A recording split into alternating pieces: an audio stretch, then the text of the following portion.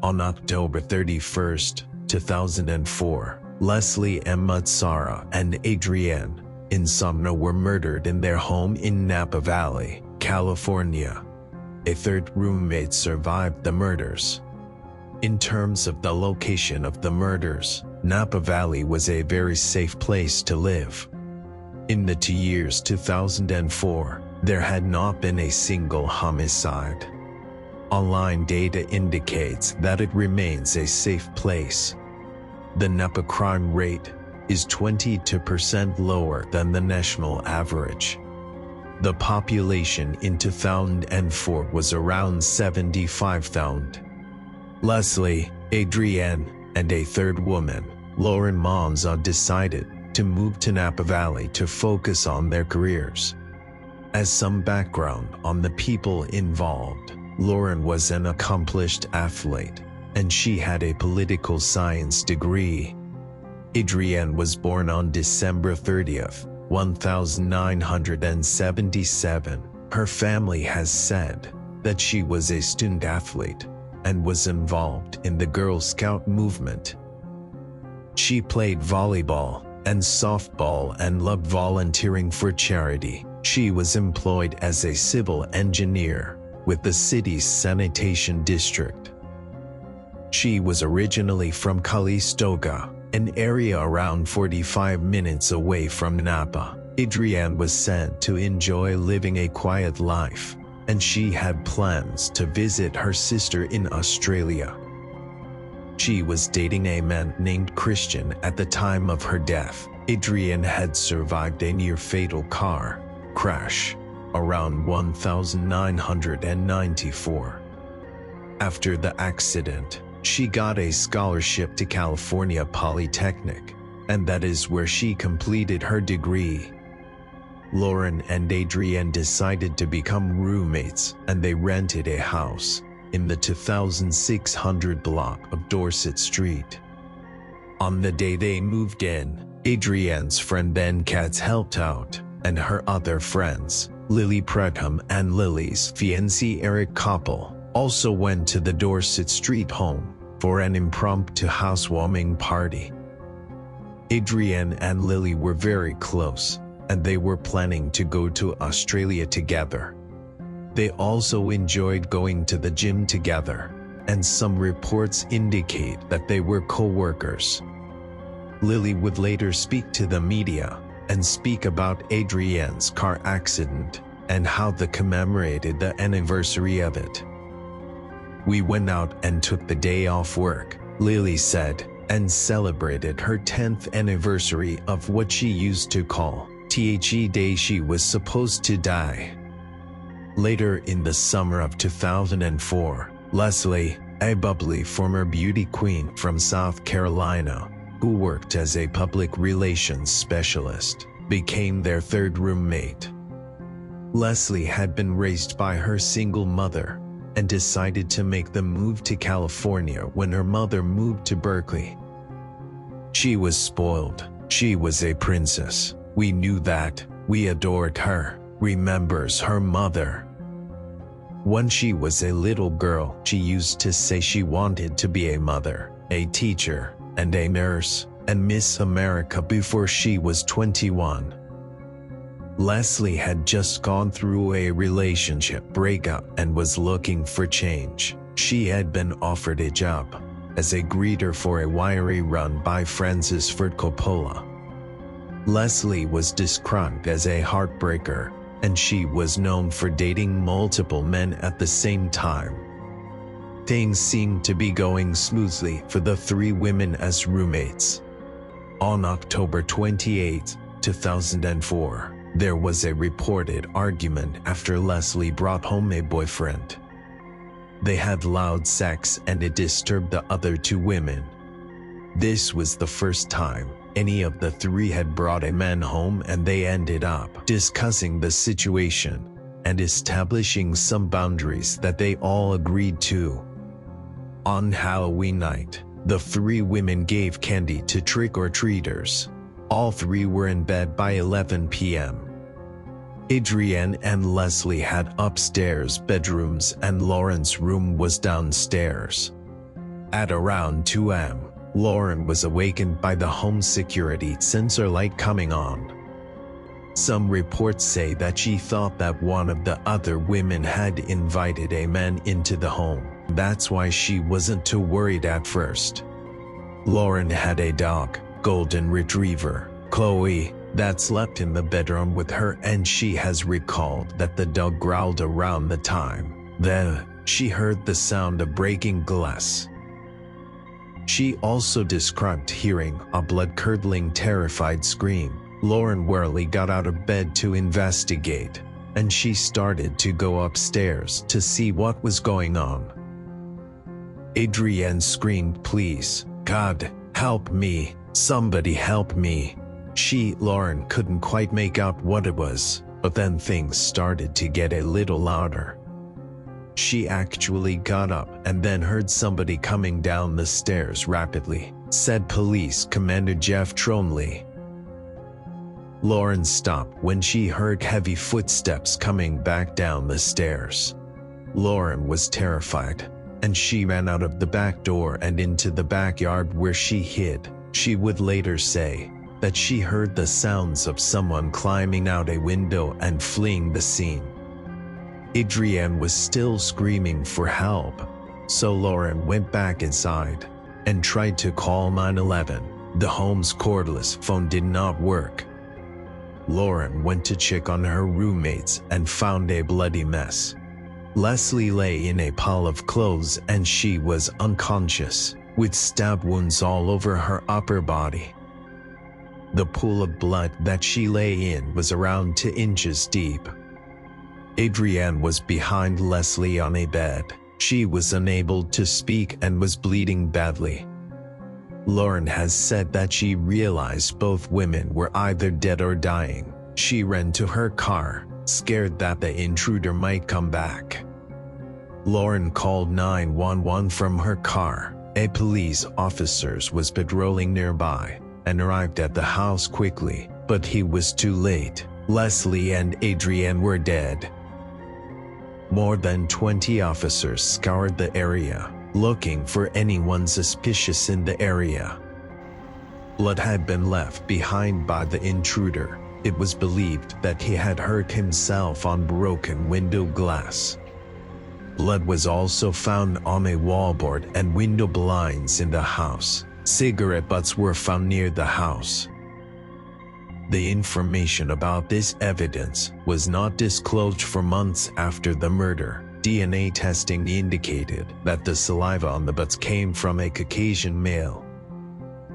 The brand was Camel Turkish Gold. Police would eventually determine that the DNA from the blood matched the saliva found on the butts. 71 pieces of evidence were collected from the home. The murders marked the first double homicide in the area since 1998. An investigation determined that the murderer had forced open the kitchen window to gain access to the home. He then went upstairs to attack both of the women. He stabbed them repeatedly. Leslie was attacked and killed in her sleep. Adrienne must have heard the commotion in the bedroom and went to see what was going on. She was then attacked. This is why both women were found in the same location in the home. Adrienne had bruising on her body and defensive cuts on her hands. Luckily for Lauren, he did not attempt to go into any of the downstairs rooms of the home. He left the home by breaking a window and leaving behind some of his blood. The FBI was called in to help. Within days of the murders, a $100,000 reward had been established for information, leading to an arrest and conviction of the murderer. Women in the area were panicked. Many young, single women worked at the wineries and tourist venues in the area. Police said that they believed the killer would have been known to one or both victims. "We want the public to have heightened awareness of any new injuries or change in behavior," said Napa Police Chief Jeff Tronley, such as missed work, unplanned vacations, events not attended, or any unusual anxiety. "My daughter lives right next door," said William Bevins. "She is traumatized and so am I." She was ready to move until she spoke with the chaplain and others in the neighborhood. They were all really nice and very family-oriented, neighbor Rosemary Jones said of the 3 roommates. Neighbor Lee Chapuris said she and her 2-year-old daughter rang the doorbell of the women's rental residence on Halloween. The young women, wearing jeans and gray sweatshirts, seemed happy and were having fun during the early evening Sunday. The women had made treat bags to hand out to all the children. "Their home is laid out like ours, where you have to walk through the house to get to the stairwell," she said. "Whoever did this, it seems, would have had to be very intent. It's a very quiet, sort of leave it to beaver kind of neighborhood, where people wave to each other and walk their dogs," said Annette Barrett Simpson, who lives several houses east of the women's residence. Police looked into friends and former divided by current boyfriends of all the women and tried to determine why they were targeted. Napa Police CMDR, Andy Lewis said, "We're trying to get more history on the 3 roommates who were their friends, co-workers, and associates to see if there is a possible connection. We want to see if it is something more than a stranger who entered their house." Adrienne had been dating a man named Christian and he was looked into very early on in the investigation. Police went to his home in the middle of the night and got him out of bed. "I was fast asleep and I opened the door and about 5 detectives jumped backward," said Christian. He said officers asked him if he had any weapons in the home. "I said I had one and I asked if I could get it for them." No, just point to where it is." Police seized a knife, his bed sheets, clothing, and samples of his blood. He was taken in for questioning. Christian told police that he had seen Adrienne on the night of the murders. He said that she had gone to his house, but had left at around 10 p.m. to go back to her own home. He also told police that they had been arguing recently and their relationship was rocky. Adrienne wanted Christian in their relationship and he was reluctant too. Adrienne had recently told Christian that she had met another man, and that if he was not willing to commit to her, she would find someone else. Christian remained the main suspect in the case, until DNA results from the blood found at the scene cleared him. His DNA was not a match, and nothing else tied him to the scene. Two of Leslie's friends spoke to the media about men that she was dating. They said she was dating a man named Bo, as well as an older man that they would not name. Katie and Vanessa said that the older man saw some flowers Bo had sent Leslie and was furious. He had this very dark, evil gaze. "I'll never forget his eyes, ever," said Katie. "He was jealous. I said, get rid of him," said Amy Brown, Leslie's oldest friend.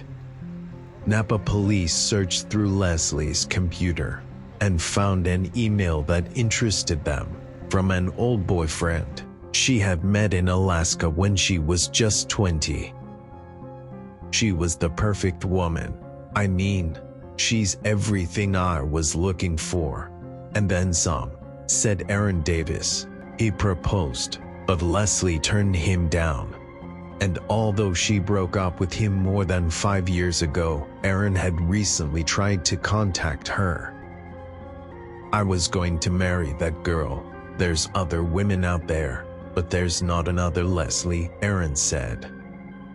1,300 people were interviewed, but police kept coming to dead ends. Authorities collected 218 voluntary biological samples from men who had some form of prior contact with the victims, and none of them matched the DNA found at the scene. Adrienne's friend Lily expressed frustration that the killer was not quickly caught. "Someone must know something," she said. She believed his behavior had to have been obvious to anyone who knew him. She hoped that in the struggle Adrienne had at least hurt him. Lily also said that everyone had a theory. There was talk about the girls were doing drugs, and that maybe they owed somebody money. Lily also spoke about the deaths of her friends. "I went to the viewing of her body. Looks like she fought pretty hard. She had a lot of bruising, a lot of cuts on her hands, and Adrienne hated turtlenecks, hated them, and would not wear them, but she was wearing one in the casket for obvious reasons." Lauren was terrified for her safety after the murders. Despite this, she agreed to appear on America's Most Wanted and other programs to talk about her experience. She asked that her face be hidden, but she said that she hoped someone viewing the show see the segment and it might jog a memory from that night. "I was in my bed and just opened up my eyes and realized something was not quite right. And then I heard a scream," said Lauren.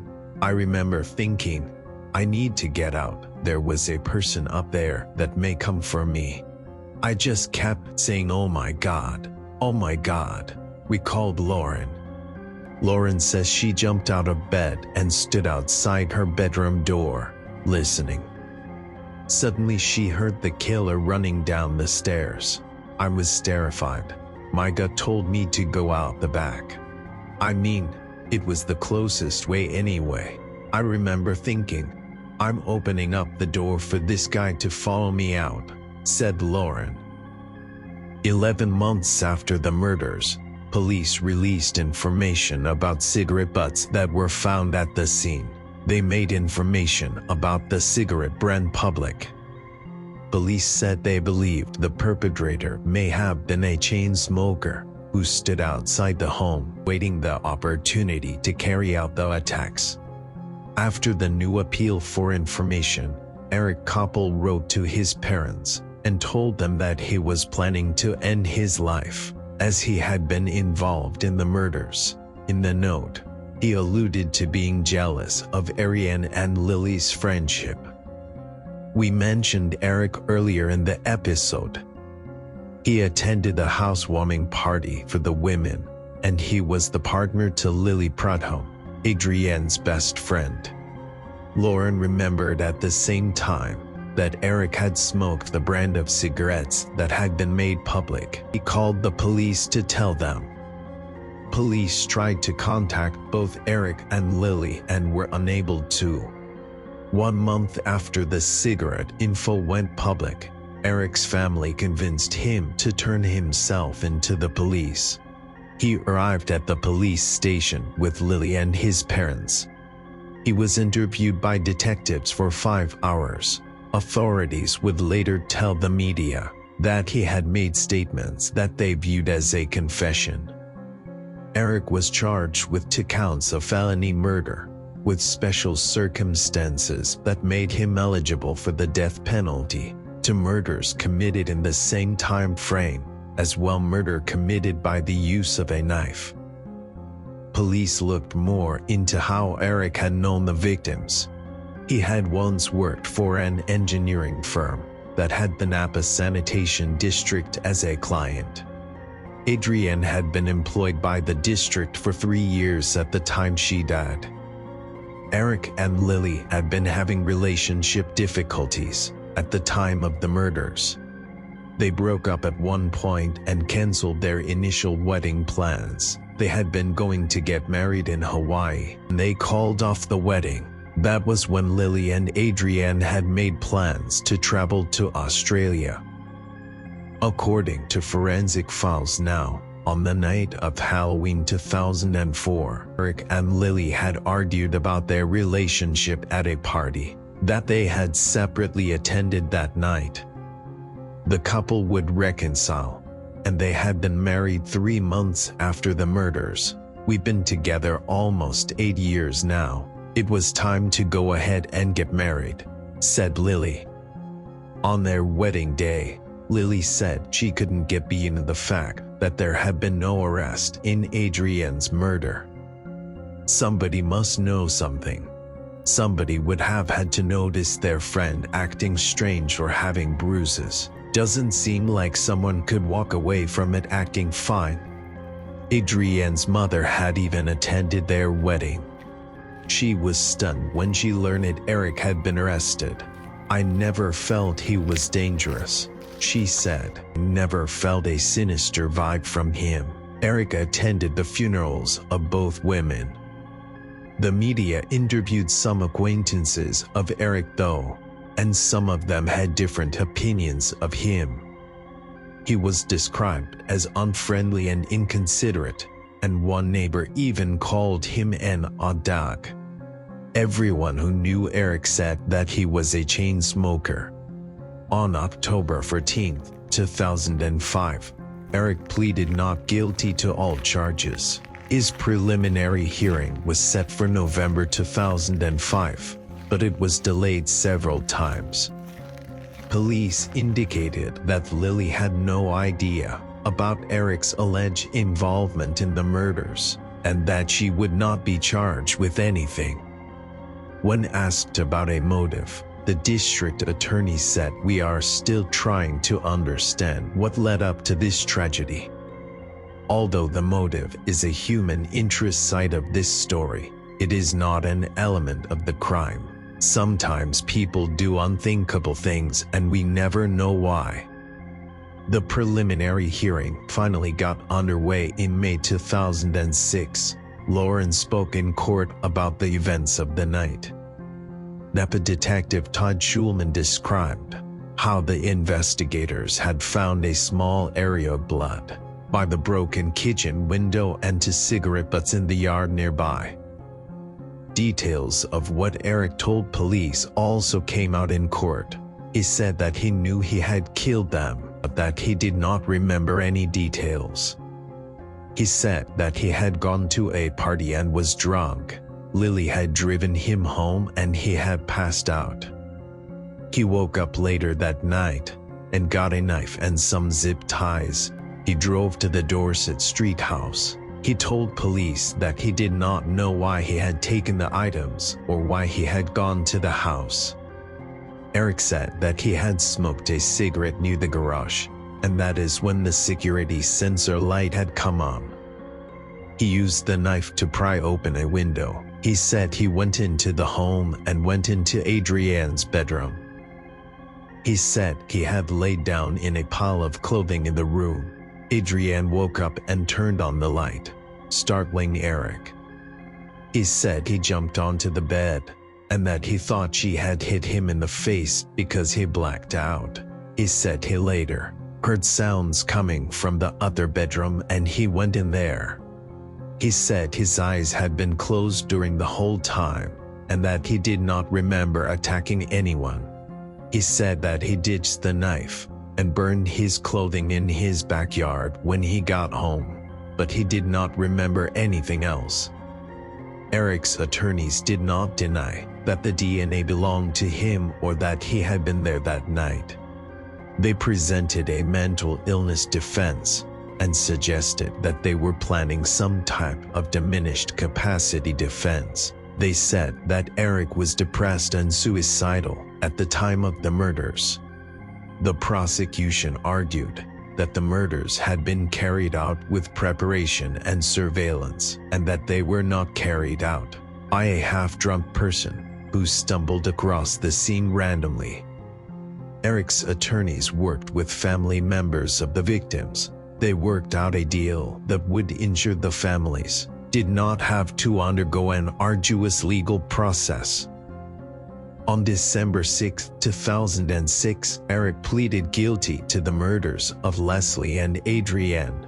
He ended up admitting that he did plan the murders and that he lay in wait outside the house that night.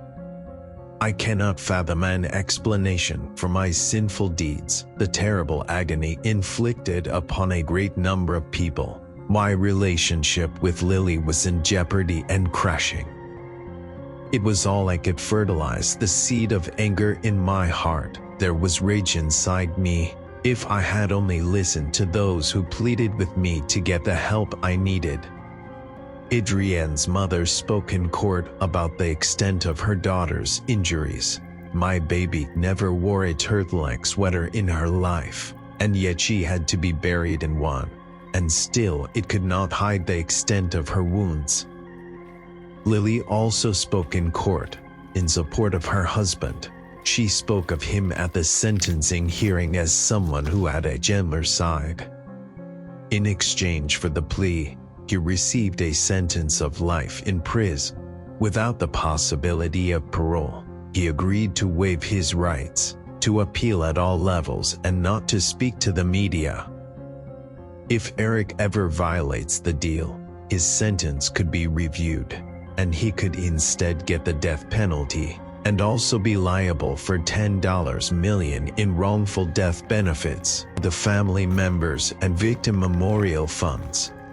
The contents of the suicide note that Eric wrote have never been disclosed, and a motive for the murders has never been confirmed. A book about the case, Nightmare in Napa, The Wine Country Murders by Paul LaRosa, mentions that Eric's moved around a lot because of his father's career in the military, so maybe he felt desperate for a sense of stability. The book also discusses an alternate theory that Leslie was the real threat to his relationship. It was theorized that he had made a pass at Leslie, and he was afraid she'd tell Lily about it. Eric is serving his sentence at the Pleasant Valley State Prison in Coalinga, California. Lily has remained married to Eric. She still lives in the Napa Valley area. Adrienne's mother Arlene has stayed close with Lily over the years. Leslie's mother has spoken about the loss of her daughter. When you lose a child, it's like a nuclear bomb has dropped. Your world becomes a barren landscape where nothing grows. It's as if all your landmarks are gone, and you don't know where you are anymore. It's taken me a very long time to find my way. She has spoken about why they worked out the plea deal with Eric. By the time of the sentencing hearing in 2007, my sons no longer felt they wanted the death penalty. We made it clear to the prosecution that we didn't want to endure a public trial, and if they could work out a plea agreement, then we would prefer it. At first, when we went to court, there were two sides and I couldn't look at Eric's family across the room. But once we started talking about how we could produce the most compassionate outcome for everyone while still getting justice and protecting society, then the mood shifted.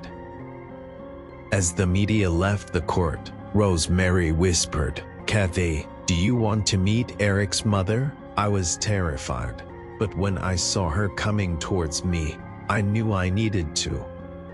She was trembling, more terrified than me. I was stunned by how similar we looked, and thought, oh my God, I'm her. Then we just embraced, and there was such relief and compassion in that embrace. I've been in the dark for 9 years, and it's getting clearer now. Lots of things in life are senseless. There's so much we can't explain, but we need to be able to love the questions. What did you think about this story? Was it shocking, emotional, or mysterious? We'd love to hear your thoughts in the comments below. Also, let us know what kind of crime stories you want to see next: unsolved mysteries, historical crimes, or something else. Don't forget to like the video, leave a comment, share it with others who love true crime, and most importantly, subscribe to The Dark Unknown for more gripping stories every week. Thanks for watching. Stay curious, and stay safe.